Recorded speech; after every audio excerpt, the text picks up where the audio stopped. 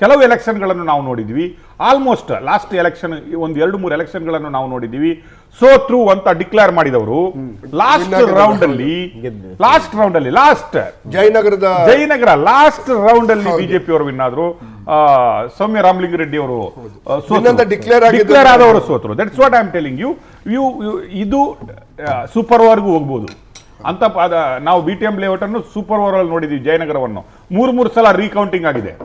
3 ಸಲ ನಾನ್ ನಂಬಲ್ಲ, ನೀವು ವಾಪಸ್ ಕೌಂಟ್ ಮಾಡಿ ಅಂತ 3ನೇ ಸಲ ಹೌದು. ಒಂದು ಸಲ ಮೊದಲ ಬಾರಿಗೆ ಸೌಮ್ಯ ರೆಡ್ಡಿ ಅವರು ಇನ್ನಾಗ್ಬಿಟ್ಟು 3ನೇ ಬಾರಿಗೆ ಸಂಡೂರಿನ ಲೀಡು 33 ಅಲ್ಲ. ಇದು ಟ್ರೆಂಡ್ ನೋಡಿ. ಈಗ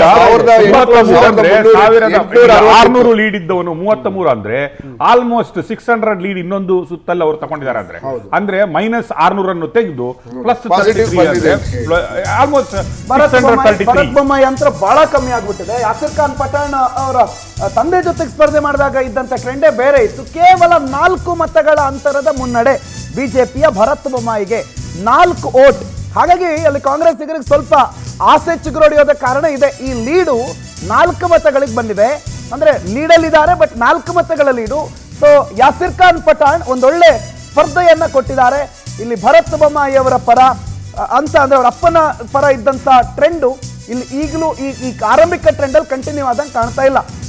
ನಾವು 2023 ಚುನಾವಣೆ ನೋಡಿದ್ರೆ ಬಸವರಾಜ ಬೊಮ್ಮಾಯಿ ಅವರಿಗೆ